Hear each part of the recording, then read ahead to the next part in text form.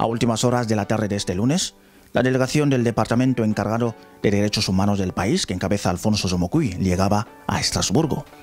El miembro del gobierno mantenía su primera sesión de trabajo este martes en la sede del Parlamento Europeo con Louis Michel, eurodiputado encargado de temas de derechos humanos para África.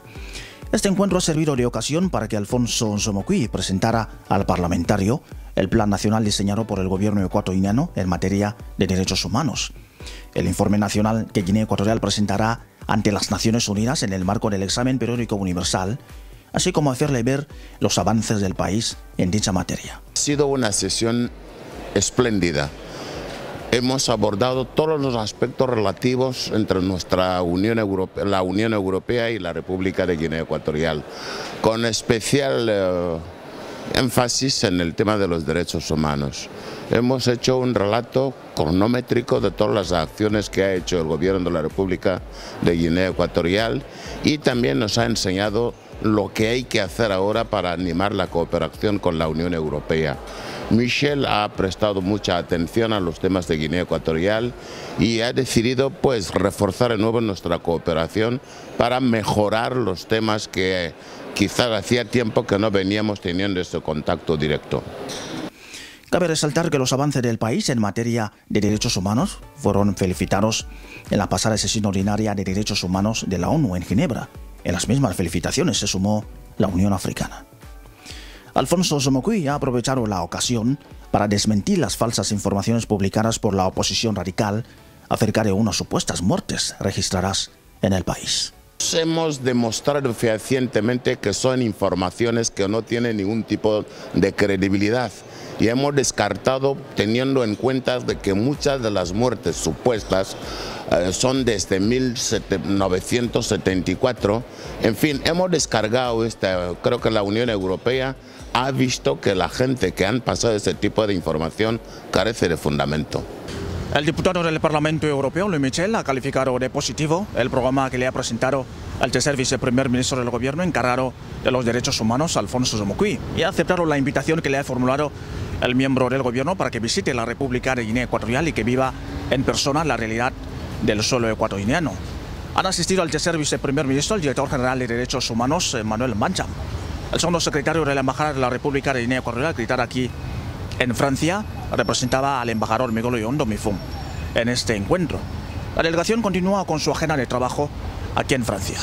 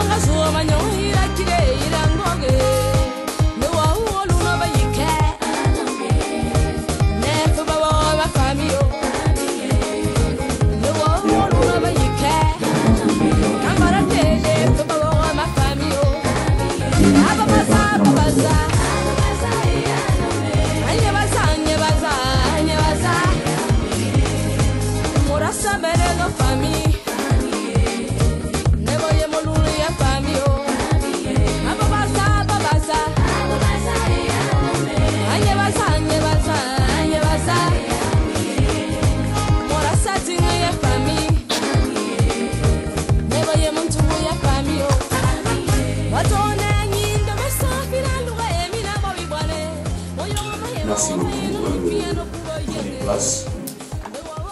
Compte tenu de certaines confusions, en fait, une certaine confusion, parce que certains confrères pensaient que la conférence commençait à 14h30 et nous, on est obligé de commencer avant, et ceux qui viendront après vont nous rejoindre. La conférence d'aujourd'hui, le thème est beaucoup plus précis, c'est sur la situation des droits de l'homme en Guinée équatoriale, donc les enjeux et la question relative aux droits humains en Guinée équatoriale. Certains d'entre nous ici, certains confrères, avaient assisté l'an passé à un grand colloque qui avait lieu à Malabo. ces colloques étaient le départ d'une certaine politique que la Guinée équatoriale est en train de mettre en place.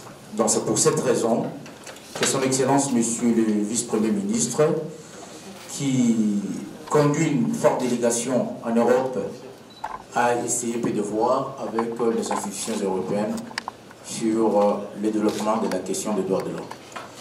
Et dans un premier temps, je vais vous présenter nos invités, nos intervenants. Monsieur Alfonso Mokui, vice-premier ministre de la Guinée équatoriale chargé des droits de l'homme.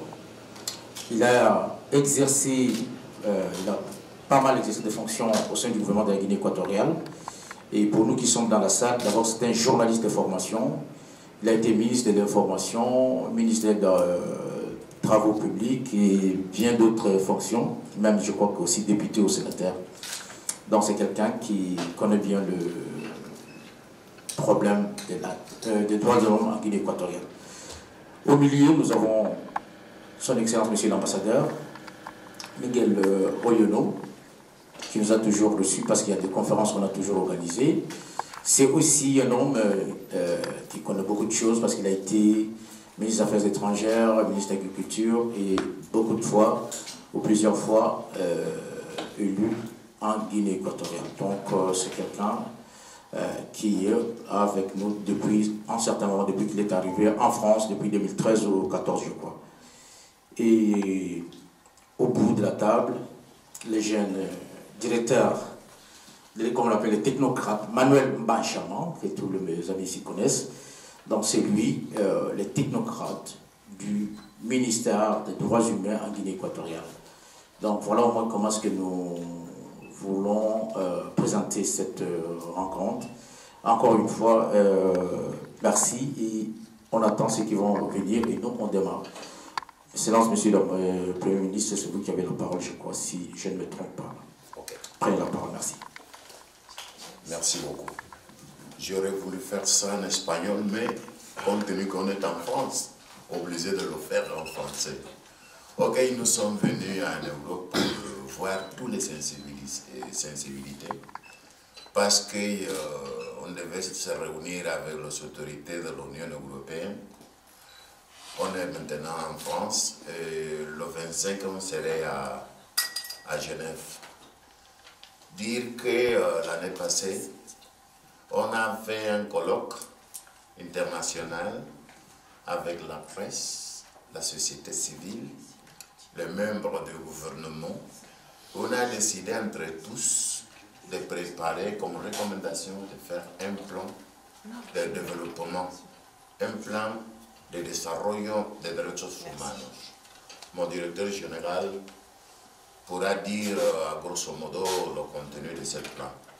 Et d'ailleurs, animer aux journalistes, aux gens qui travaillent sur le droit de l'homme, que mon pays est ouvert, on vous invite.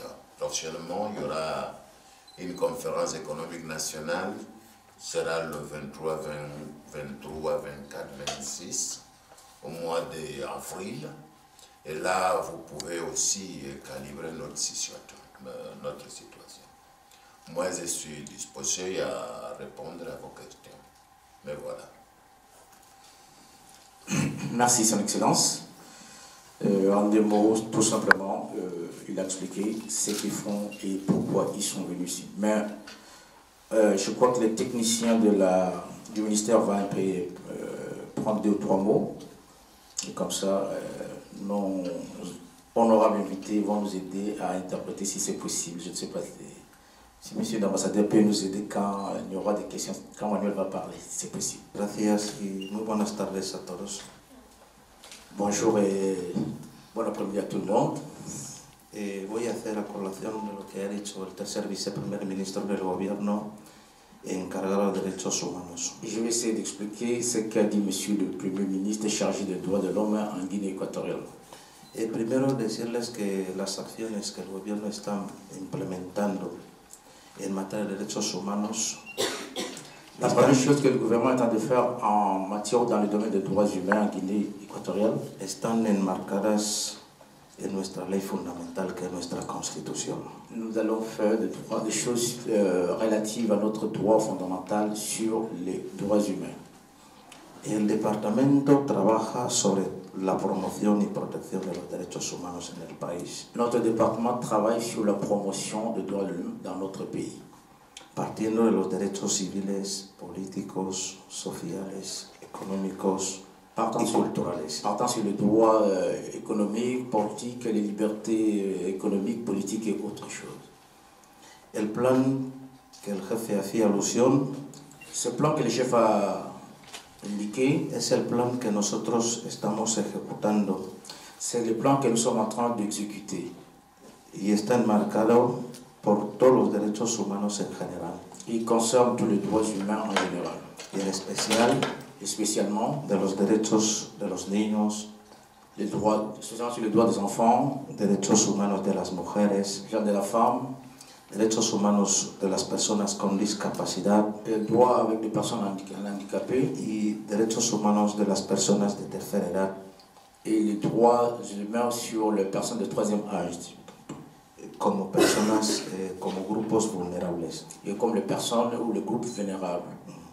Es así que, c'est ainsi que este año, 2019, cette année 2019, nosotros vamos a presentar ante el Consejo de Derechos Humanos, nous allons présenter notre plan au sein du Conseil des droits humains à Genève, el informe nacional et sur la forme nationale sobre los avances sur les avancées y obstáculos et ce que nous faisons en materia de derechos humanos a nivel de Guinea Ecuatorial. En matière de droits humains au niveau de la Guinée équatoriale. El informe versa, nous allons faire ça, sobre las recomendaciones que Guinea Ecuatorial aceptó en 2014. Nous basons sur la recommandation que la Guinée équatoriale avait fait en 2014. Sobre la promoción de los derechos humanos. Sur la promotion des droits humains. Es el informe que nosotros vamos a presentar en 2019, en mayo de 2019. C'est ce que nous irons présenter en mai 2019 à Genève. Es decir, ¿cuáles han sido las acciones que el gobierno ha implementado? Et nous mettrons également ce que le gouvernement a développé ou a réalisé sobre las recomendaciones en fonction de la recommandation ou des recommandations que a través de un diálogo interactivo del examen pasado sur aussi le dialogue interactif que nous avons fait en Guinée équatoriale ha podido ejecutar. Nous avons réalisé ça aussi. De momento pour le mar hasta ahí ahora. Pour le moment, je peux m'arrêter là. En attendant, peut-être que son Excellence l'ambassadeur corrige ce que nous avons dit, si ce n'est pas bon. À moins qu'il y a quelque chose que son Excellence l'ambassadeur va ajouter.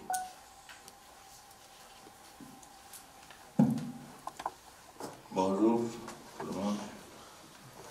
Bon, comme il a été dit, en tant qu'ambassadeur de Guinée équatoriale en France, je suis parmi vous. Je voudrais seulement signaler l'importance de cette visite du vice-premier ministre chargé des droits de l'homme, pour signaler que c'est une manifestation du fait qu'en Guinée équatoriale, ce n'est pas un problème tabou. On n'a rien à cacher concernant la problématique des droits de l'homme. Vous savez aussi combien la Guinée équatoriale est décriée par certains milieux en Europe, en France, en Amérique, sur la question des droits de l'homme, le non-respect des droits de l'homme en Guinée équatoriale. Mais, d'une façon générique, vous n'allez pas trouver des chiffres, des données, des noms, des précisions qui démontrent ce qu'ils sont en train de faire des affirmations. On ne peut pas décrire un pays sans précision. Comme vous l'avez entendu ici, moi j'étais ministre des Affaires étrangères au début du mandat du président Obiang et j'ai suivi de près toute cette problématique. Pour vous dire que l'instance suprême international chargé de la supervision des droits de l'homme dans le monde, c'est la Commission des droits de l'homme des Nations Unies qui est basée à Genève. Et cette commission a suivi la Guinée équatoriale depuis la cession du président Obiang au pouvoir en 1979 jusqu'à aujourd'hui. Ça veut dire que cette commission supervise la problématique des droits de l'homme en Guinée équatoriale depuis 1980, année par année. Il y a eu des relateurs spéciaux qui ont été désignés dans tous les composants relatifs aux droits de l'homme. Il y a eu des visites, d'évaluation. Il y a eu des rapports annuels. Mais ce qui est curieux, c'est que ceux qui n'ont jamais visité la Guinée équatoriale n'ont jamais réalisé une mission d'évaluation sont précisément les sources qui véhiculent ces informations inexactes, comme si la problématique des droits de l'homme se privative à la Guinée équatoriale. On sait tout ce qui se passe dans le monde concernant le droit de l'homme. Mais la Guinée équatoriale, paraît-il que pour certaines, c'est un cas particulier. Or, nous n'avons pas un cas particulier. C'est pourquoi la visite du vice-premier ministre à l'Union européenne, il était au Parlement européen, ça fait 2 jours. Il a eu le contact, une mission, comme lui-même il va confirmer, va visiter la Guinée pour examiner toute cette problématique. Je veux faire référence d'une manière particulière. Il y a une fameuse liste que depuis 2015, qui est apparue spontanément aux périodes qu'on parle de biens mal acquis. Mais cette liste, vous ne le verrez jamais, ni aux Nations Unies, ni à une instance internationale compétente qui puisse faire ces affirmations. Donc, on ne peut pas utiliser la problématique des droits de l'homme pour des fins politiques. Donc, je vais m'arrêter là. Je voulais uniquement pour vous dire quel est le contexte dans lequel nous vous dirions que toutes les questions que vous allez poser, vous tenez ça en tête, parce que je sais que beaucoup de vous connaissez de quoi je parle sur cette campagne systématique concernant la Guinée équatoriale. Merci. Merci Son Excellence. Je crois que c'est clair, ça a été bien dit. La délégation a visité les institutions, notamment les parlementaires eurodéputés. Et il a été question également d'évoquer cette question parce qu'il semble qu'il y a beaucoup de choses qui se racontent. Mais pour moi, en tant que journaliste, la meilleure façon, c'est de faire venir les personnes les mieux indiquées. Je salue la présence de nos amis de Vox Africa qui viennent nous rejoindre. J'ai dit qu'il y a certains journalistes qui vont venir. Donc, nous, on commence et ceux qui viendront après, les rétardateurs ont toujours raison. Donc, je crois, on ouvre le débat. On ouvre le débat. Alors, qui va se lancer? Sachant que notre ami de RFI avait demandé. Bien, les micros, nos amis hôtesses, donnez le micro à la consoeur. Il est là le micro.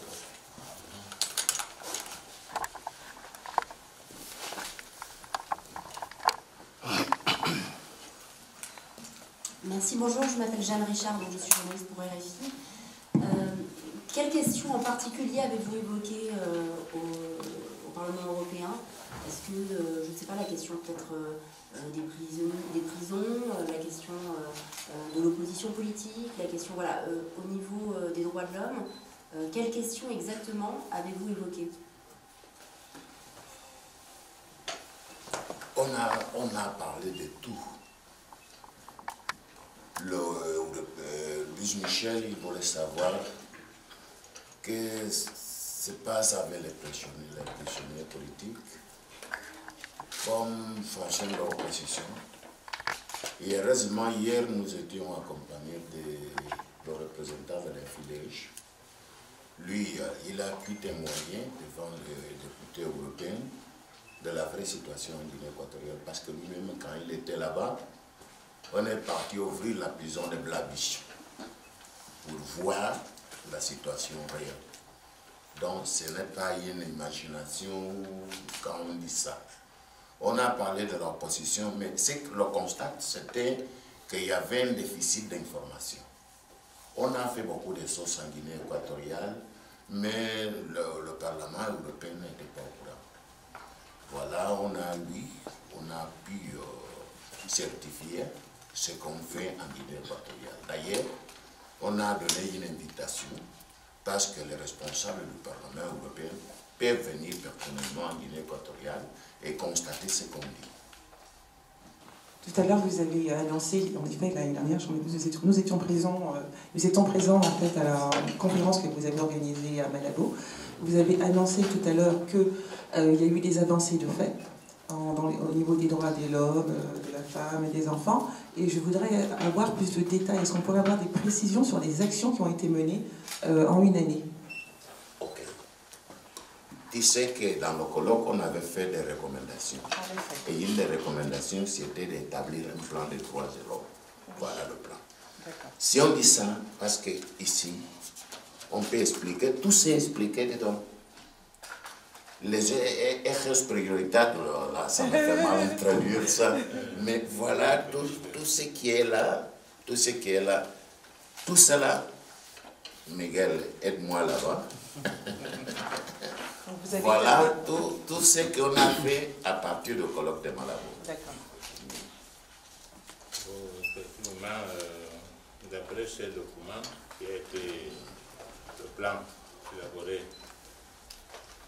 concernant les axes prioritaires, l'égalité, la non-discrimination et l'intégration, les garanties et les droits, et l'égalité des traitements, la lutte contre le racisme et la xénophobie, la lutte contre la violence des genres, la liberté religieuse, et le droit à l'éducation, le droit au logement, le droit à la santé, le droit dans le domaine du travail, et le droit des personnes handicapées et le droit de l'enfant, question de l'environnement, et fondamentalement sont les grandes lignes de ce plan. Une politique extérieure, pour exemple.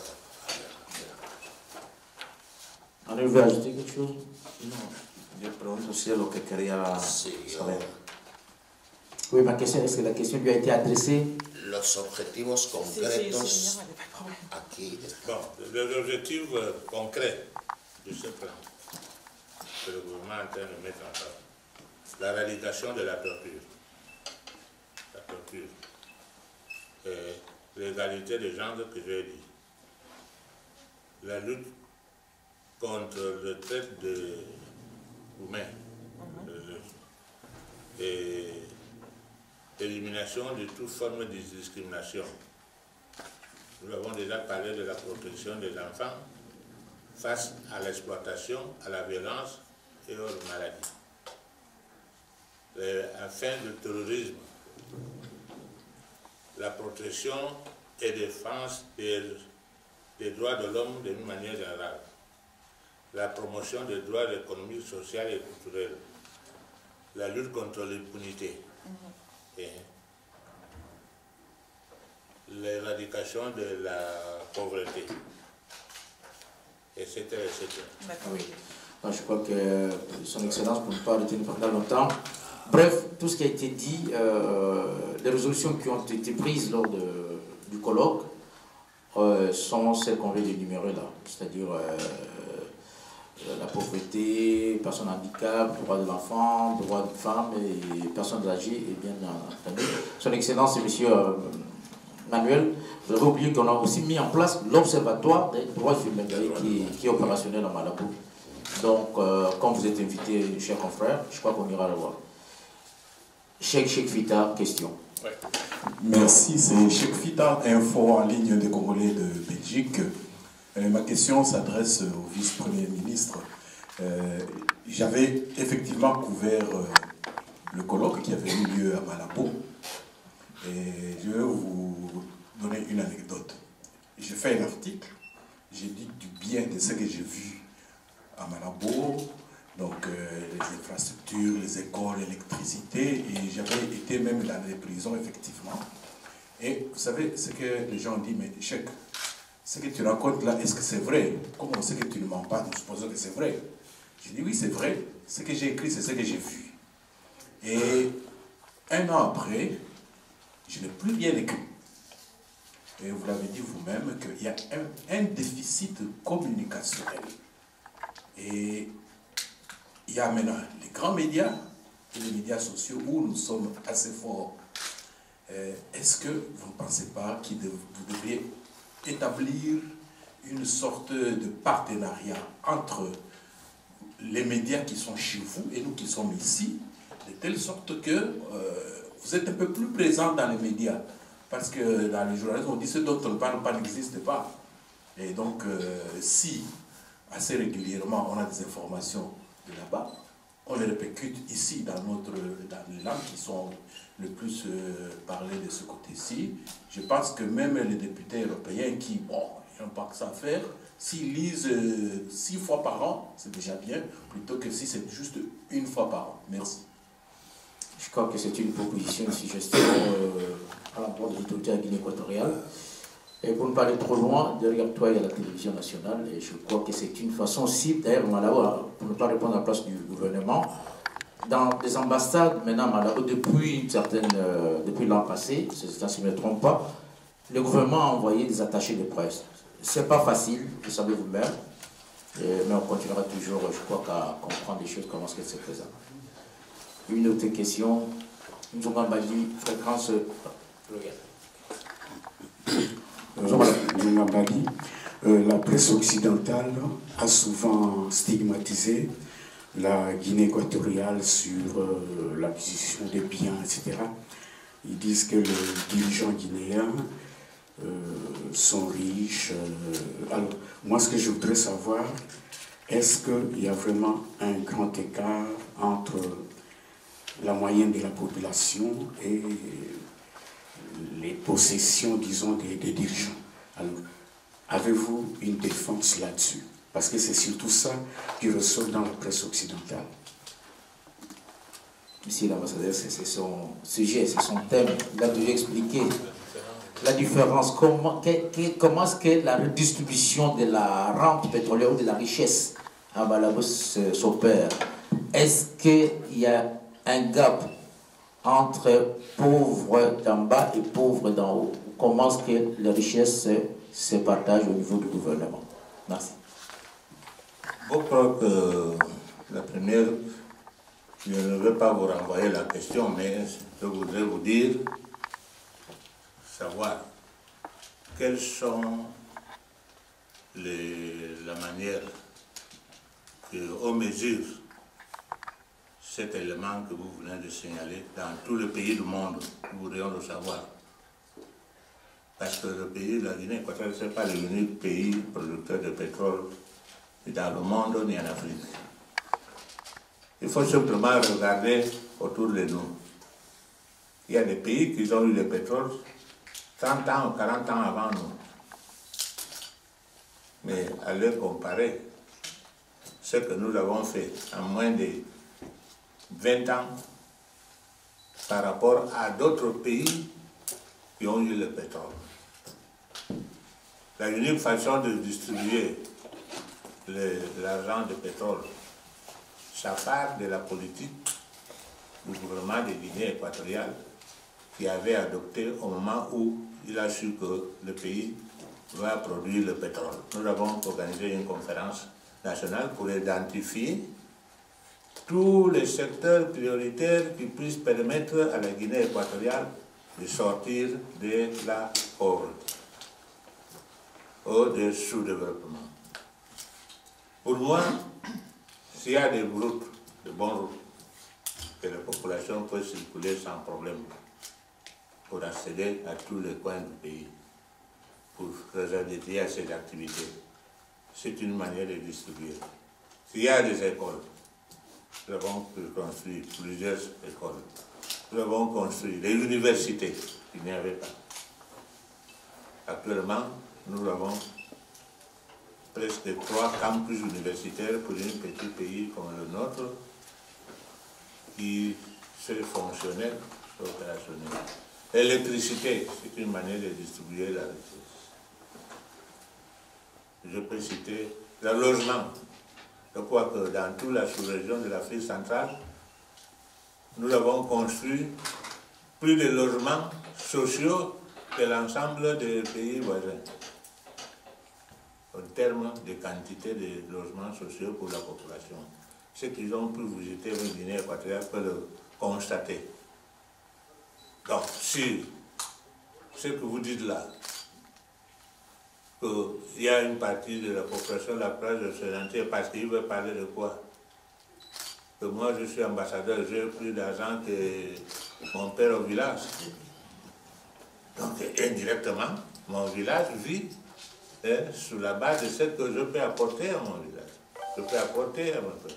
Bon, ce n'est pas un problème de discours. Nous pensons que la politique qui a adopté le gouvernement, c'est que l'argent de pétrole, c'est pour développer les pays, ce n'est pas pour faire fonctionner l'administration. Par exemple, des gros salaires, c'est uniquement l'administration équatorienne fonctionne sur la base des taxes, pas sur la base de fonds mobilisés pour l'exploitation pétrolière. Ces fonds sont contenus uniquement pour financer des projets de développement du pays, des projets d'infrastructure, des projets de santé, de l'éducation, agriculture, etc., etc. Nous sommes maintenant à une phase de la diversification de notre économie. C'est la conférence que le vice-premier ministre a annoncée ici, après avoir assis les bases principales pour qu'un pays puisse relancer son économie, électricité, télécommunications, des ports, des aéroports, des routes. Nous pensons que nous sommes maintenant en mesure de diversifier notre économie sans problème. C'est la question que je peux. Mais l'autre chose qui raconte les autres, c'est la politique de spéculation. Parce qu'il n'y a pas une règle. Il y a des pauvres ici en France, il y a des pauvres partout. On ne sait pas si ce gouvernement-là prend, il s'assoit dans un table avec un sac d'argent, on commence à distribuer. Je ne pense pas que c'est l'objectif. Merci beaucoup, Excellence, merci. Vox Africa, question. Excellence, bonjour. On parle de ruissellement en Europe, vous en parlez aussi à juste titre en Guinée équatoriale. On parle aussi à un moment donné, il n'y aura plus de pétrole à un moment donné. J'imagine que le plus tard possible, nous le souhaitons. Comment vous allez gérer le virage après le pétrole? Avant que vous veniez, vous avez annoncé qu'on prépare la 3e conférence économique. D'ailleurs, vous êtes invité. Et là, on va fixer les pas à suivre après le pétrole. On sait que c'est l'agriculture, l'industrialisation aussi. Pour ça, le tourisme, la pêche, on a bloqué assez d'argent pour le mettre en fonctionnement après les recommandations de la 3e conférence économique nationale. J'ai une question simple à poser. Vous avez parlé des résolutions par rapport au plan de déploiement de la question des droits de l'homme. Est-ce qu'on peut avoir, vous nous avez donné également des articulations de ce plan-là, les grandes lignes en fait. Est-ce qu'au stade actuel, on peut parler des actions qui ont été menées en fonction des résolutions qui avaient été prises, par exemple lors du colloque qui était organisé à cet effet. Merci. Oui, vous savez que on avait le cas de la peine de mort. Donc, on fait déjà des efforts pour aboutir à ça. On avait déjà fait une moratoire. Ici, peut-être, ce sont les institutions qui travaillent, le Sénat, le Parlement, mais on peut confirmer qu'ici, à peu, on arrivera à abolir la peine de mort.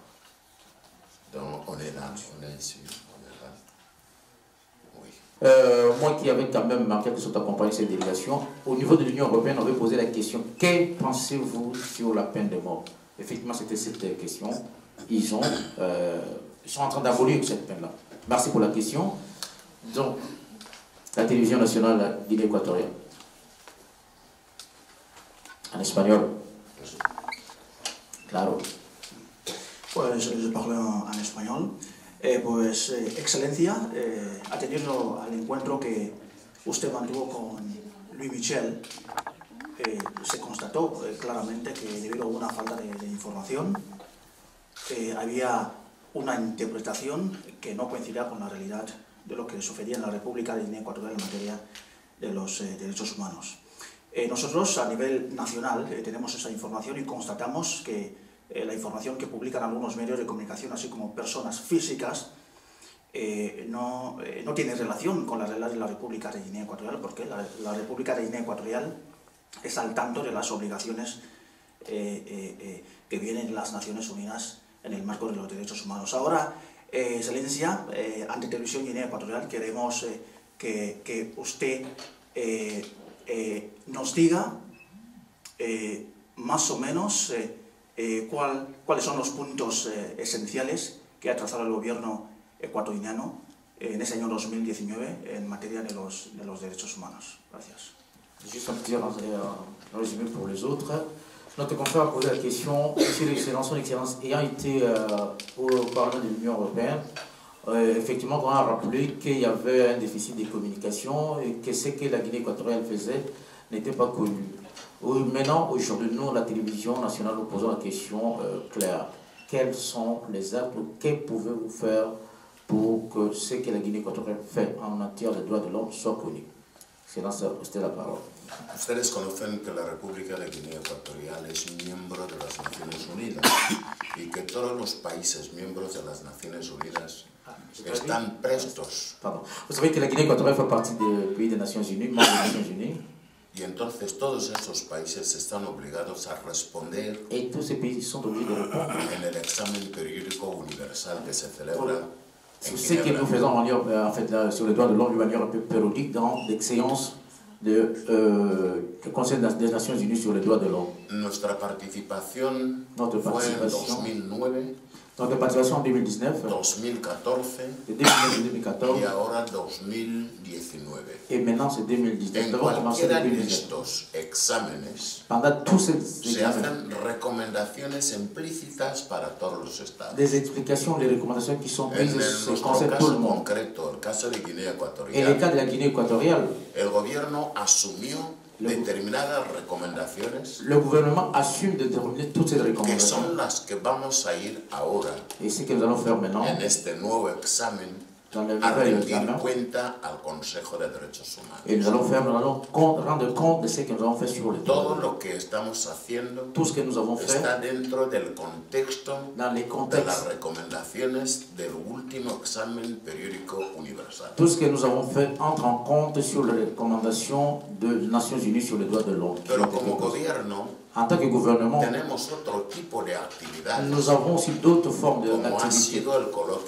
Comme ce que nous avons fait, comme les colloques que nous avons organisés la fois passée. Como también la disposición de mi gobierno para proyectar nuevos encuentros. Et aussi comme ce que mon gouvernement veut procéder des choses à faire sur la société civile, avec les ONG, para armonizar este trabajo, pour harmoniser ce travail. No solo tiene que ser del gobierno, c'est ça le travail du gouvernement. Debe tener implicación del conjunto. Nous devons être impliqués, nous sommes impliqués dans ce qui. Dentro de este contexto, parmi ces histoires, el gobierno de Guinea Ecuatorial se mueve Le gouvernement de una manera específica en su plan. Le gouvernement de la nation de Guinée-Équatoriale fait son travail de manière un peu pacifique. Pero el gobierno ha querido contextuarlo durante un tiempo. Mais le gouvernement fait quelque chose durant un certain moment. Gracias. Merci beaucoup. Donc voilà un peu. Muchas gracias. Merci beaucoup. Sí, Florencio, Clarence, como radio televisión de Guinea Ecuatorial. Comme représentant de la Guinée équatoriale, la télévision de la Guinée équatoriale. Durante 2018. El jefe ha abultado muchísimo de lo que el gobierno está haciendo. Le chef a expliqué beaucoup de choses de ce que le gouvernement a fait. A nivel general, pero a nivel específico. Au niveau de la Guinée équatoriale spécifiquement. Sí ha habido inspecciones periódicas. Nous faisons aussi cela d'une manière un peu périodique. Comment est-ce qu'on... En las cárceles públicas. Nous rendons cela. Sabrás que Guinea Ecuatorial tiene 3 cárceles. La Guinée équatoriale a 3 prisons. La cárcel pública de Bata. Black Beach y la de Vinayo. La prison de Bata y la prison de Vinayo. Certains d'entre nous ont visité ça ici. Este año el gobierno ha preparado el informe periódico sobre los derechos del niño. Cette année, le gouvernement a fait un travail spécifique sur le droit a fin de cumplir con las recomendaciones pour accomplir ce qui a été fait sur la recommandation de esta comisión. De cette commission-là. La puesta en marcha de los centros de reeducación de menores. Les centres de l'éducation de menores, el centro de Riaba y de Teguete ya están en función. Son acciones positivas que el gobierno ha implementado. Ce sont des choses positives que le gouvernement a fait aussi sur ce point. Y decirle también que hay seminarios continuos. Et que le séminaire va continuer. Seminarios continuos, seminarios de sensibilización. Il y aura toujours des séminaires de sensibilisation. A los grupos uniformados, que son los policías y gendarmes. Dans le groupe spécifique, par exemple, les policiers et gendarmes. Sobre la prohibición de la tortura. Sur la torture. Donc, hay otros seminarios dirigidos a los jueces, magistrados y fiscales. Il y a un autre séminaire qui s'est organisé ou qui a été fait sur, concernant les magistrats et les juges. Sobre la aplicación de la ley contra la tortura, la ley contra la trata de personas. Sur la loi contre la traite humaine, la traite de l'homme.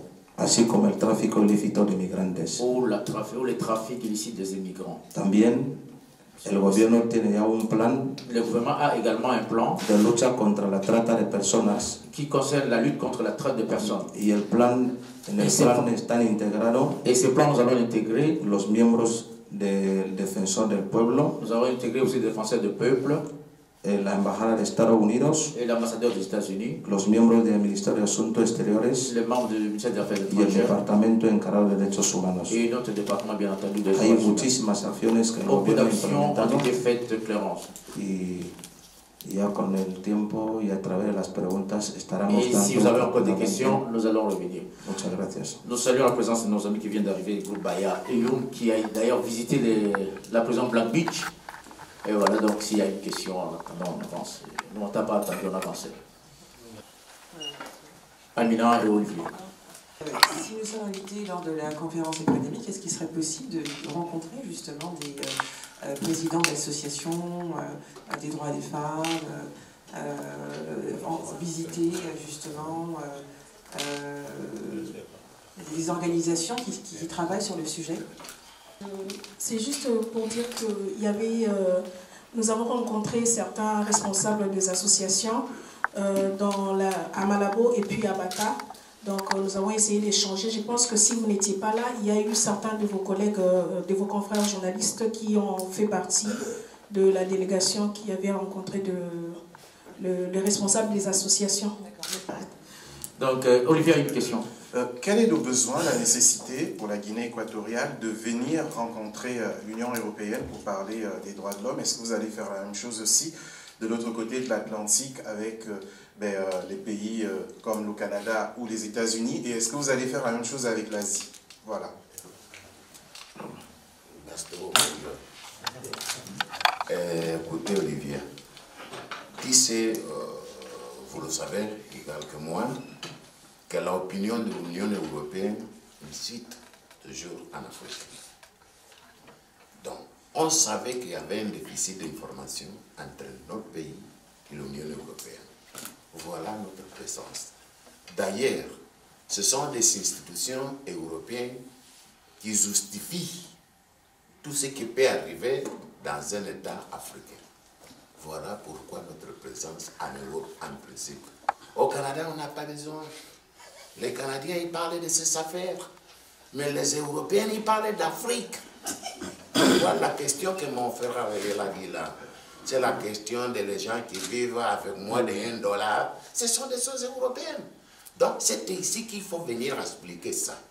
Voilà pourquoi nous sommes ici. Tu comprends? En Amérique, les Américains, ils font ces affaires. Mais c'est l'Union européenne qui prend des résolutions, qui prend des sanctions, qui prend tout pour nuire au petit État africain. Voilà pourquoi nous sommes ici. Voilà pourquoi nous devons informer. C'est vrai. Si on n'informe pas, personne ne va pas nous connaître.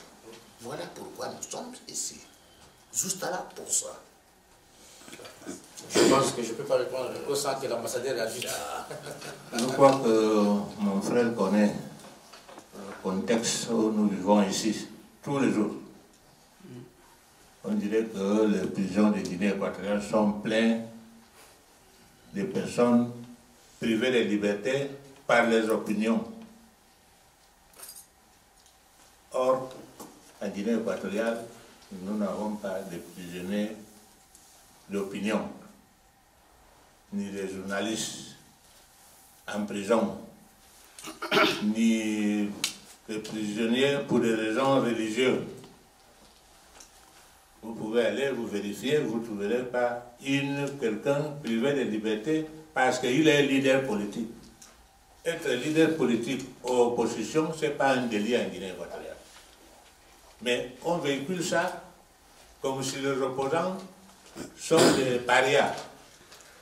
Nous ne pouvons pas faire une chose, accepter une chose, et le contraire. Nous avons dit que nous sommes dans un pays démocratique où le pluralisme est reconnu. Pourquoi on va mettre quelqu'un en prison parce qu'il est opposant? Voilà les choses qu'on véhicule ici en Europe. Il faut expliquer que ce n'est pas ça. Ici, je ne crois pas, il faut aller là-bas, à vérifier. Voilà l'objectif de cette mission. Comme on a dit ici, on nous accuse de déficit d'information. C'est pourquoi nous avons commencé maintenant pour démonter un par un ces campagnes qui sont entretenues en Europe concernant la Guinée équatoriale. La bataille ne fait que commencer. Parce que nous allons démonter ça. On ne va plus écouter qu'une radio, une journal ou une télévision. Voilà en Guinée équatoriale et tout ça. Et il nous verra là-bas. Pour qu'ils puissent aller démontrer cette information qu'ils sont en train de diffuser. Donc voilà. Et en Amérique, nous travaillons avec l'ambassade des États-Unis concernant certaines questions des droits de l'homme. Il y a des missions aussi, quand on parle des Nations Unies. La Commission des droits de l'homme est basée à Genève, mais le siège des Nations Unies, c'est à New York. Donc, avec le département d'État américain aussi, on travaille. Comme mon frère a dit, bon, nous n'avons pas beaucoup de problèmes avec le Canada, mais quand même, à partir du moment où nous fournissons des informations aux instances internationales, c'est pourquoi j'ai commencé avant votre arrivée pour dire que ce problème des droits de l'homme, pour nous, en Guinée équatoriale, ce n'est pas un tabou. Et ce n'est pas un problème privatif des Guinéens spécifiques. Quand on bombarde des populations entières dans certaines régions, c'est quoi? C'est un seul, je ne dirais pas deux. Un mort en Guinée équatoriale, c'est la catastrophe mondiale. Pour un incident fortuit. Mais 100, 200 personnes meurent quelque part, que je ne veux pas citer, par un bombardement aveugle, ce n'est pas un problème. Voilà l'injustice dans le traitement des informations. Merci. Trabajamos con muchos actores. Nous travaillons avec plusieurs acteurs en la promoción de los derechos humanos. Sur la promotion sur les droits humains. Tal como usted ha preguntado por qué estamos aquí, qué hay de especial. C'est justement pour répondre à la question que vous avez posée, pourquoi sommes-nous ici et pas ailleurs? Lo mismo hicimos en el Departamento de Estado sobre el tema de la trata de personas. Nous avons parlé sur la traite de l'homme. J'ai expliqué en América, Estados Unidos, que lo que Guinea Ecuatorial está haciendo que la Guinée équatoriale para luchar contra la trata de personas. Sur cette question-là de la traite humaine.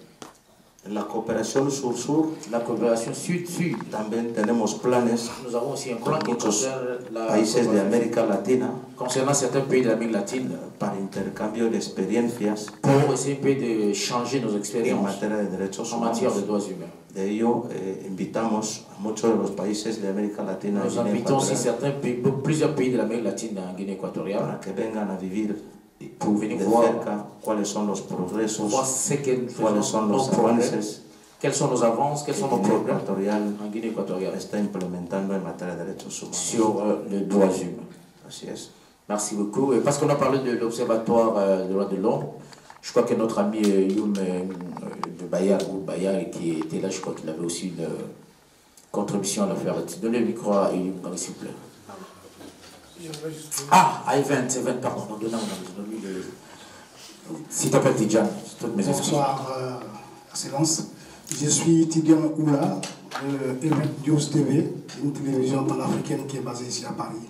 De la même veine que mon confrère, je voudrais savoir quels sont... Éloigne-toi du micro, Tidjan, s'il te plaît. Éloigne-toi du micro, s'il te plaît.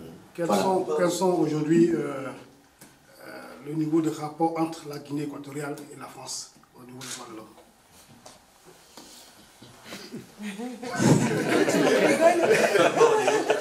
Je vais arriver, donc je n'étais pas là au début. Si ça a été posé, je ne sais pas, mais bon. Bah, continue sinon, continue parce que j'ai pas fait. Vas-y, s'il y a d'autres questions. En dehors de ça. Seulement au niveau des droits de l'homme. Oui. Quels sont les rapports qu'on a avec la France aujourd'hui, entre votre pays? Pour la Guinée équatoriale, je dois vous le dire, nous ne connaissons pas un contentieux bilatéral provoqué par Guinée équatoriale envers la France. Ça doit être clair. Nous ne connaissons pas qu'il y ait un contentieux entre l'État équatorien et l'État français. Nous ne connaissons pas un contentieux entre le gouvernement équatorien et le gouvernement français. C'est à la France que vous devez poser cette question. Quel est le problème qu'il y a avec la Guinée équatoriale? Nous n'avons pas de réponse parce que nous ne connaissons pas que nous ayons violé ou perjuger les intérêts français en Guinée équatoriale, ni économique, ni politique, ni diplomatique. Mais c'est ici que nous se posons des questions. Pourquoi l'harcèlement judiciaire, je dirais même médiatique, et tout ce que s'ensuit? Même un certain embargo diplomatique dans lequel nous ne comprenons pas qu'on n'a pas entendu qu'un ministre français a visité Guinée équatoriale et qu'un ministre équatorien a été invité ici.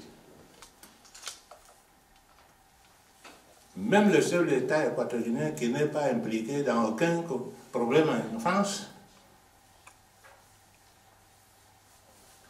pour venir ici, je ne sais pas si nous devons faire une demande formelle que je vais venir visiter votre pays, ce n'est pas ça.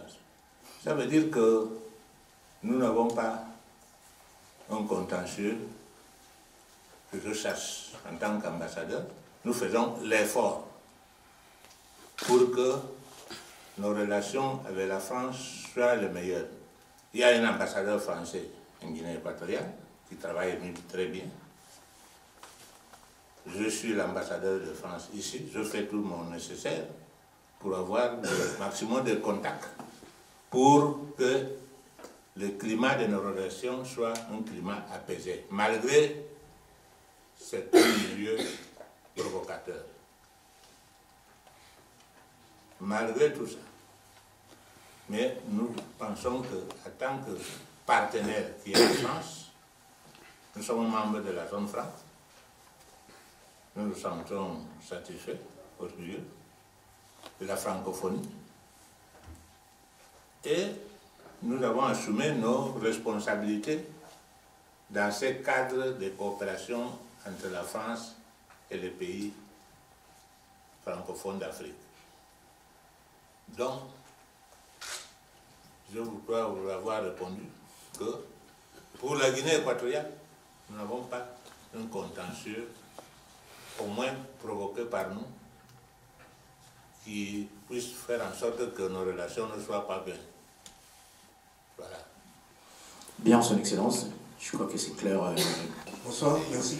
J'ai deux questions. La première concerne, il y a beaucoup d'infrastructures en Guinée équatoriale, mais nous avons remarqué que la presse équatorienne n'est pas très florissante. Est-ce qu'il y a quelque chose qui est fait au niveau de l'aide à la presse, notamment le renforcement des capacités de l'association des journalistes de Guinée équatoriale qui s'appelle la SOGE, ou bien les journaux, est-ce qu'ils ont une aide directe avec un moyen financier pour être plus visible auprès des lecteurs, la presse écrite notamment. Et la deuxième question, c'est par rapport à l'observatoire. Est-ce qu'il y a déjà des choses qui sont vraiment mises en place? Parce que c'était l'une des recommandations du colloque auquel j'ai assisté. Merci. Merci. Ça, c'est l'ancien ministre de l'Information qui répond. On va commencer par la presse écrite. On a un problème. Pour éditer la presse en Guinée équatoriale, il faut acheter papier, soit à Douala, soit à Madrid, pour commencer. Et pour imprimer, on doit le faire aussi ailleurs. Oui. Et c'est que le gouvernement a fait. On a déjà décidé de mettre une imprimerie qui peut imprimer sur place. Ça, c'est une mesure on va prendre. On a pris déjà. Et la deuxième question est ce qui concerne l'observatoire. Heureusement, à partir de la recommandation, le président a autorisé qu'on fait ce qu'on devait faire. Mais on a eu une perte de retard parce qu'il y avait beaucoup de sources encore. Mais à partir de cette tournée, on va mettre en fonctionnement toutes ces recommandations. Notre problème aussi, si tu fais un journal, il suffit que les gens regardent les photos et personne n'achète pas. Ils regardent seulement les photos. Ça, c'est un problème culturel. Un problème culturel. Donc, vous devez nous animer, Yuma. Vous devez nous aider parce que mes confrères peuvent collaborer avec vous. C'est l'esprit d'entrepreneuriat. On a besoin de ça. Et d'ailleurs, si vous me permettez, je peux aller maintenant organiser encore une autre réunion entre journalistes et que vous pouvez parler avec les journalistes de Guinée équatoriale. Je crois que ce type d'expérience peut nous aider beaucoup. Merci, Excellence. Merci également à notre ami Youm. Je rappelle que Youm Ngangue est journaliste Goubaya, mais surtout membre de Reporters sans frontières. Et à l'époque où nous avons commencé, donc c'est-à-dire je parle même de l'association de la presse panafricaine, que nous avons commencé cette petite collaboration avec la Guinée équatoriale. Et nos amis de Reporters sans frontières ne s'attendaient pas. Mais je suis heureux d'apprendre qu'il a vu lui-même ce qui s'est passé en Guinée équatoriale. Ce n'est pas un paradis, ce n'est pas un enfer, mais on continue toujours, je crois, à avancer. Donc, je passe la parole à M. Mambadi, je crois que c'est lui qui avait la question. Bonjour, Monsieur le Vice-Premier ministre.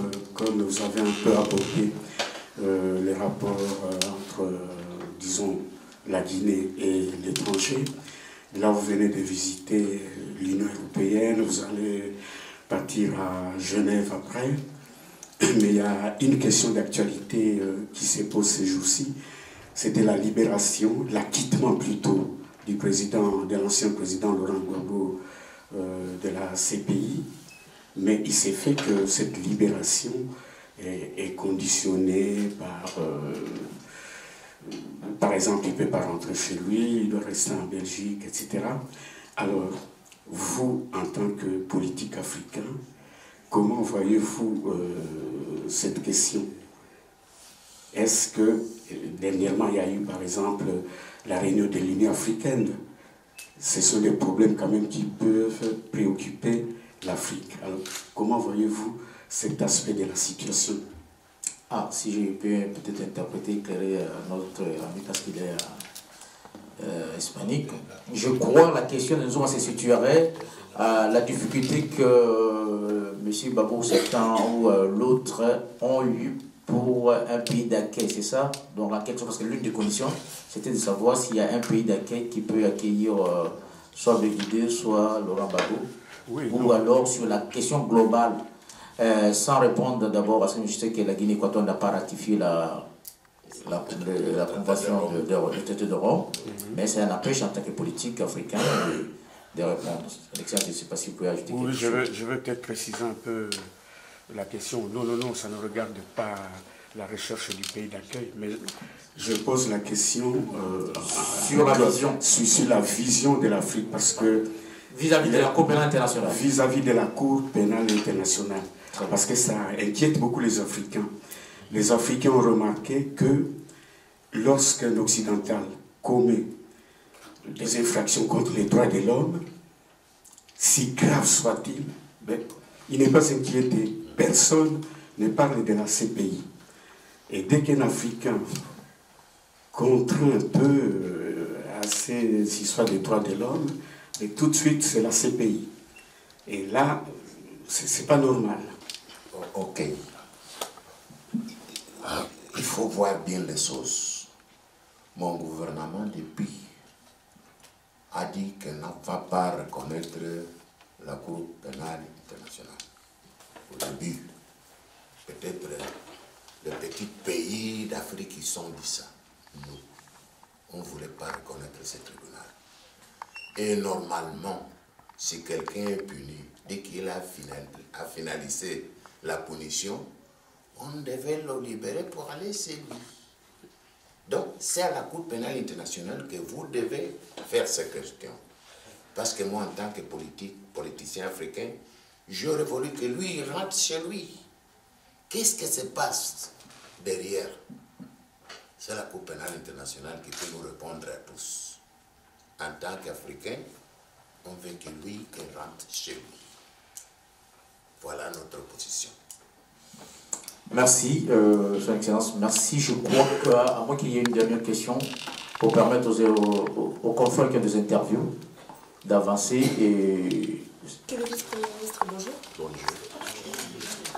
Alors des ONG internationales dont le travail est reconnu dans le monde entier ont un constat accablant. Elles ont des accusations de détournement de fonds et de corruption à haut niveau en Guinée équatoriale. Que leur répondez-vous? C'est difficile de répondre à ce type de questions. Pour parler de corruption, il faut avoir des preuves. Est-ce qu'il y a des preuves qui peuvent signaler ça? On doit avoir des cas concrets. Il faut me dire tel cas, tel cas, tel cas. Mais parlons simplement de corruption, de détournement de fonds. C'est plus vite pour nous. Il faut avoir des précisions. Le fils du président de la République a fait pourtant l'objet de plusieurs enquêtes dans plusieurs pays du monde. Il a été condamné également. C'est un exemple. Mais vous savez, quand une affaire est dans les tribunaux, il faut laisser le tribunal faire son travail. Qu'est-ce qu'on va dire dehors de ça? Il faut attendre les résultats de tous les tribunaux. C'est normal. En termes de liberté politique dans le pays, liberté d'opinion, d'expression, là aussi, le constat des organisations non gouvernementales est accablant. Elles parlent de torture, de procès inéquitables, de maltraitance, de pression qui sont exercées sur les militants des droits de l'homme, sur les opposants. On a vu des vidéos qui ne correspondent pas à la Guinée équatoriale. Ce qui se passe, il y a des organisations qui essayent de nuire notre image. Ils prennent des images quelque part et on dit Guinée équatoriale. Moi, je suis le responsable des droits de l'homme. S'il y a un cas concret, moi-même, je vais à Blavitch, à quelques prisons, et moi, je libère de temps en temps quand on trouve que c'est réel. Mais la plupart sont des montages qu'ils font pour nuire notre image. L'année dernière, un opposant politique est mort en prison, justement. L'opposition parlait de torture. Cet homme serait mort sous la torture. Le président avait promis une enquête, mais jusqu'à présent, rien n'a été fait. Ils vont donner le résultat de l'enquête. Si le président il a promis, donc il y a une enquête qui est en circulation, on va publier ça. Dès qu'il y a une chose, on l'a fait. Hein. Je me permets également une question plus sur les droits sociaux. Les données sont peu nombreuses sur le pays, les données internationales. Toutefois, celles qui existent, par exemple l'indice de développement humain, 141 sur 189 pays. Les données sur la nutrition, sur l'éducation des jeunes enfants. Tous ces chiffres restent assez médiocres pour un pays qui pourtant est très très riche, qui a beaucoup de richesses. Comment expliquer que ce développement ne touche pas le pays? Mais est-ce que vous avez des preuves pour arriver à des conclusions comme ça? J'utilise les chiffres qui sont disponibles de l'UNICEF. Mais qui écrit les chiffres là? Eh bien, ce sont les organismes de l'ONU, comme l'UNICEF par exemple. Voilà ce qui se passe. 42% de... Écoute, on préfère que les gens viennent au pays pour constater sur place ce qui se passe chez nous. Parce qu'on sait qu'il y a des gens qui, il suffit d'aller en Internet et ouvrir une page, copier tout ce qui est mauvais pour nous et publier. Donc, on ne peut pas accepter cet état de choses. Il faut venir au pays, vous, en tant que presse reconnue, vous venez au pays, tu peux aller dans les endroits et voir personnellement ce qui se passe à nous. Vous parlez donc de mauvaises informations, de désinformation à l'international. Oui. Qu'avez-vous justement accompli dernièrement? C'est vrai que c'est une question que vous avez déjà évoquée tout à l'heure, mais est-ce que vous pouvez le redire? Qu'avez-vous accompli concrètement, dernièrement, en faveur des droits humains? Écoute, moi je viens de présenter un programme, un plan, et à partir de qu'on va mettre ça en exécution, on va favoriser beaucoup de choses au niveau des droits de l'homme. Est-ce que vous pouvez me donner des exemples? Je ne sais pas, la rénovation de la prison, etc. Vous avez quand même l'observatoire, etc. Est-ce que vous avez fait des choses quand même? Mais on venait de décider le plan au niveau du gouvernement. Donc, je viens le présenter, il fallait nous donner le temps pour le développer. Et dans 1 an, peut-être 2 ans, voilà que vous pouvez me faire cette question. Finalement, cette visite, actuellement en Europe, ensuite en Suisse, à Genève, c'est pour montrer un nouveau visage du pays? Normal, comme j'ai dit, non, on fait toujours ça. Et tous les États, ils vont justifier à la Commission des droits de l'homme toute la recommandation qu'on a eue. Là, voilà. Vous dites que c'est l'opinion de l'Europe qui compte? Oui. Oui. Est-ce que vous pouvez expliquer un petit peu? Oui, comment tu veux que je t'explique des choses? On avait 350 recommandations. Le gouvernement a accepté 200. Et tous les 200, on a mis déjà en application. Donc voilà pourquoi on va aller expliquer où on doit expliquer ça, aux Nations Unies à Genève. Finalement, l'objectif derrière ce voyage, c'est pour débloquer de nouveaux partenariats économiques et que vous voulez montrer aussi un visage plus respectueux des droits de l'homme. Non, nous voulons faire circuler l'information réelle sur notre pays. On constate que soit à Paris, soit à Londres, peut-être ailleurs, les informations sont déjà verrouillées. Donc, on veut que l'information arrive nitidement comme ça se passe en Guinée équatoriale. On veut que l'information circule. Parce que ce n'est pas bon de nous accuser des choses qui sont faites déjà depuis. On avance. Mais on constate que pour vous, pour le reste, on n'a pas avancé. On est toujours dans la même situation. Que pensez-vous des témoignages qui sont recueillis, des témoignages de personnes, de militants, d'opposants, des Équato-Guinéens qui sont sur place ou qui connaissent très bien la situation sur place? Est-ce que vous les connaissez, les gens qui font le témoignage? Est-ce que vous les connaissez d'avance? Oui, je suis opposant. Moi-même, je suis opposant. Hein. Est-ce que vous connaissez les gens qui viennent faire le témoignage ici là? La plupart, ils sont ces histoires propres. Donc, ils viennent ici, compte tenu qu'ils sont, disons, ils ont eu des problèmes dans quelque part, ils viennent dire n'importe quoi. Et les gens vivent de ça, c'est un marché. Il faut créer des histoires parce qu'on te paye quelque chose et que le monde croit que c'est vrai. Est-ce que vous connaissez les opposants qui viennent ici? Chacun a ses histoires. Hein? Au moins, on les connaît. Hein? Moi-même, je suis un garde de l'opposition. Je connais chacun. Hein? Donc, il ne faut pas venir ici et dire au nom de l'opposition, machin, machin. Non. Il faut être sûr des gens qui donnent des informations. Monsieur le vice-premier ministre, merci. Merci à vous, merci à vous. J'espère que vous allez véhiculer la vraie information sur mon pays. Merci. C'est pour Euro-Africa TV de Bruxelles.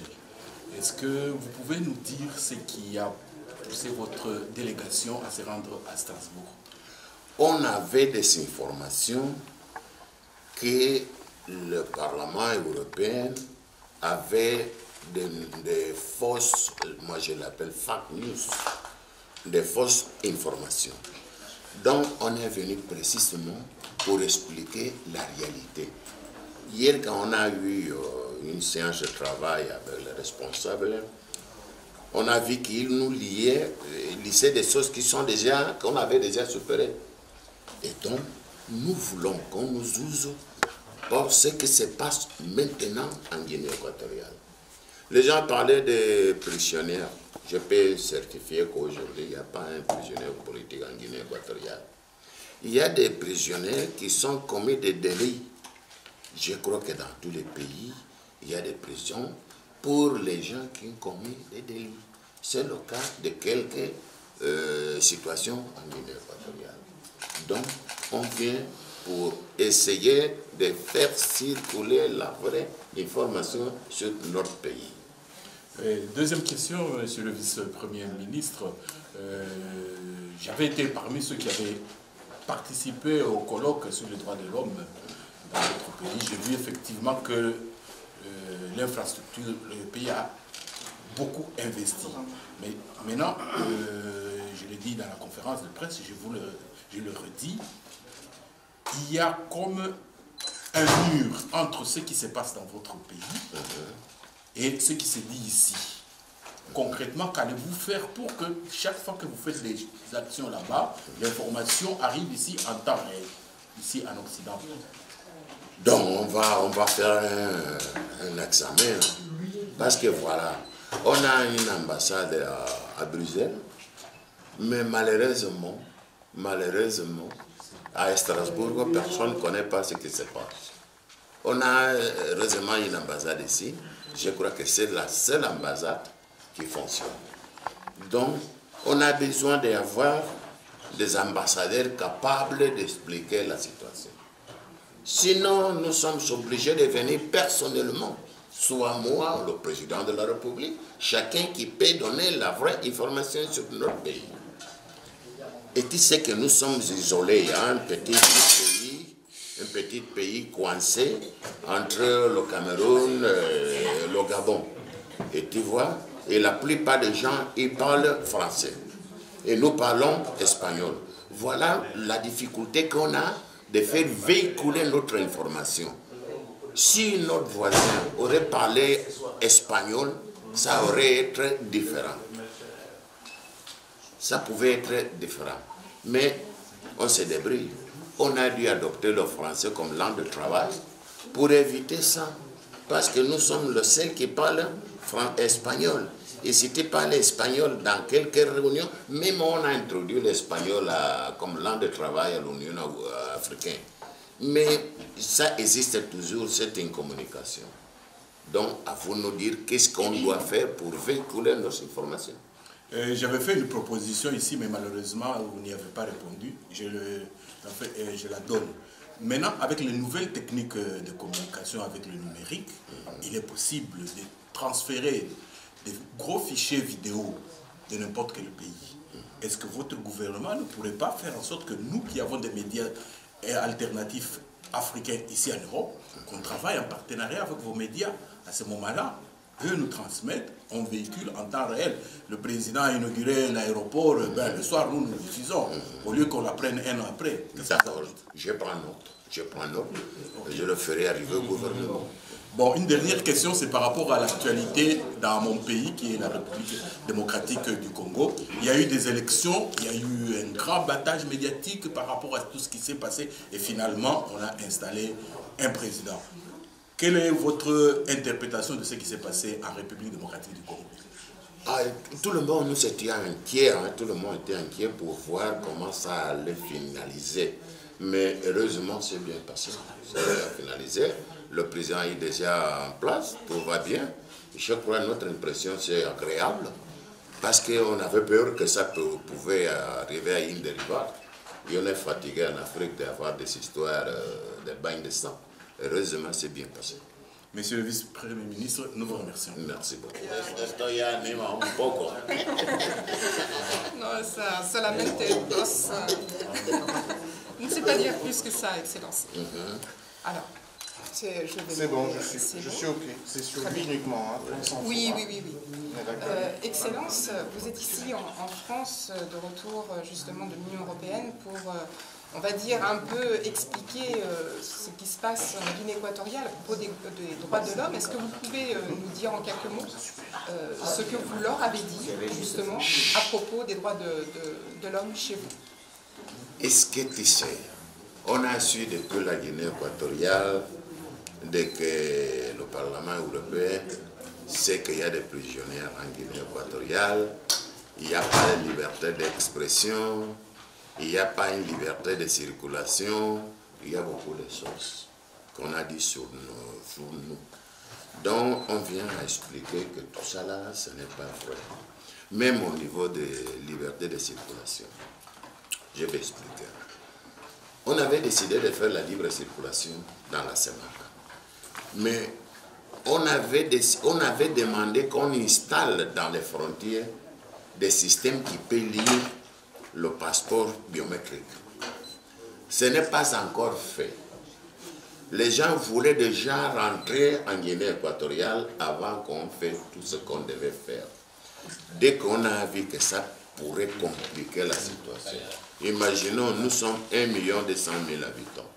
Le jour que la libre circulation devait entrer en fonction, il y avait déjà acquis aussi, dans la frontière avec le Cameroun, près de 2 millions de personnes. Donc on ne peut pas permettre ça. Ça peut signifier une invasion, disons, de quelque manière.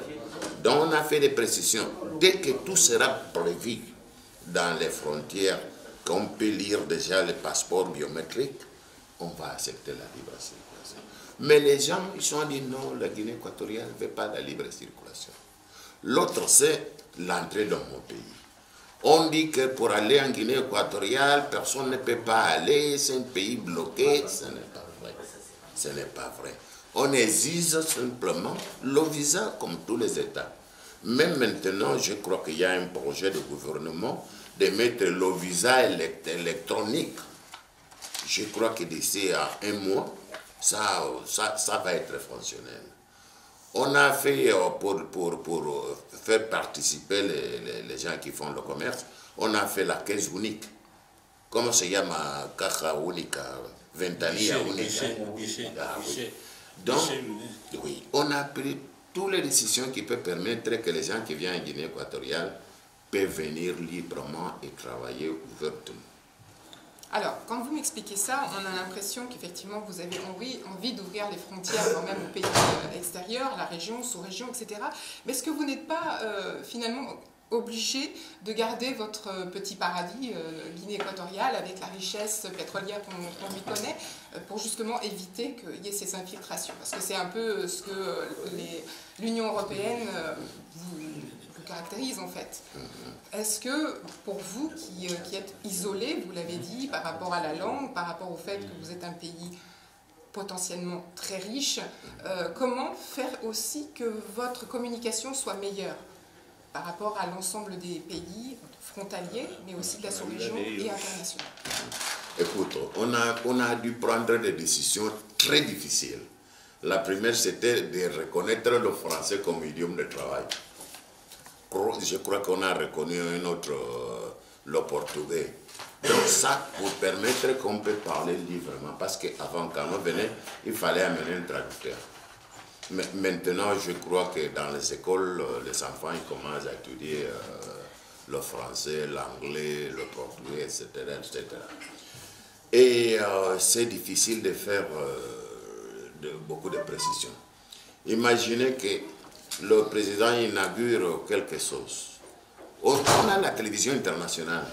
On envoie des images ailleurs. Mais personne n'en parle pas de ça. Est-ce que c'est précisément pour nous ou il y a des choses cachées derrière?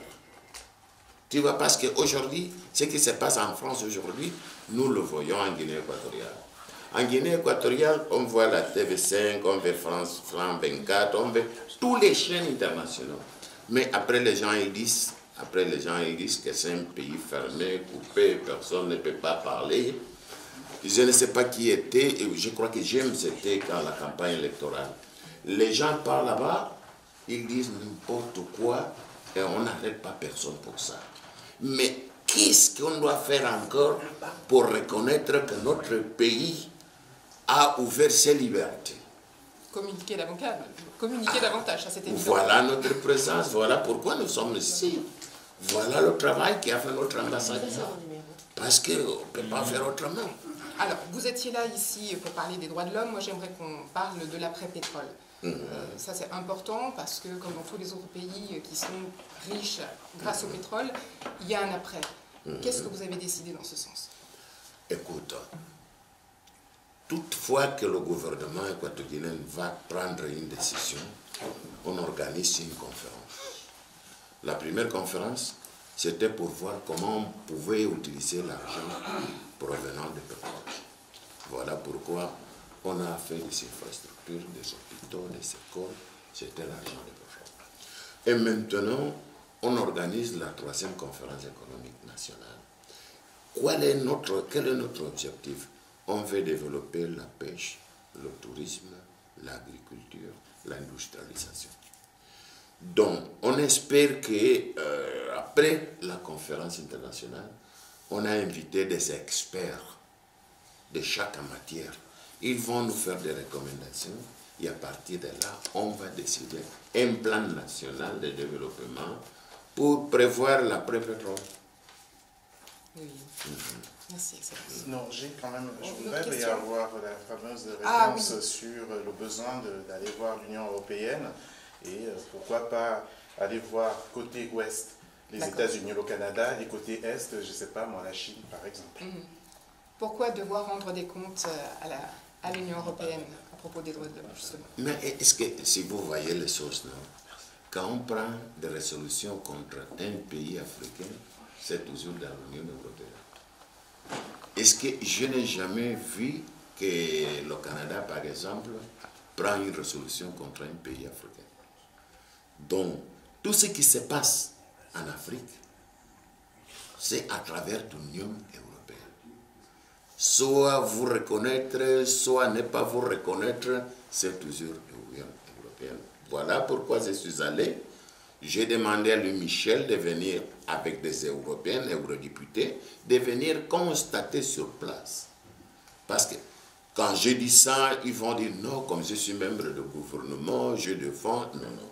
Donc, je préfère de ne rien dire de ce qu'on fait pour inviter aux gens qui viennent personnellement. On vient d'assister à une conférence de presse qui a été organisée par le vice-premier ministre de la Guinée équatoriale. C'est sur demande spécifique du gouvernement de la Guinée équatoriale qu'on a organisé cette conférence. C'était juste, d'une part, pour apporter certaines précisions sur la question des droits de l'homme, la perception que l'Occident a de la Guinée équatoriale et bien entendu les réponses éventuelles que la Guinée équatoriale a données. Donc sans aller encore plus loin, la Guinée a apporté des éléments probables sur la perception, sur la réalité de droits humains en Guinée équatoriale. Et nous osons croire encore que dans les prochains jours, on aura encore un autre événement, une grande conférence. Et d'ailleurs, le gouvernement vient d'inviter la presse panafricaine en Guinée équatoriale pour assister au forum, troisième forum économique de la Guinée équatoriale. Donc c'était pour nous un plaisir. Et nous remercions tous les confrères qui étaient venus. Et nous remercions également la Guinée équatoriale à travers ses représentants qui étaient avec nous. Merci beaucoup et à très bientôt.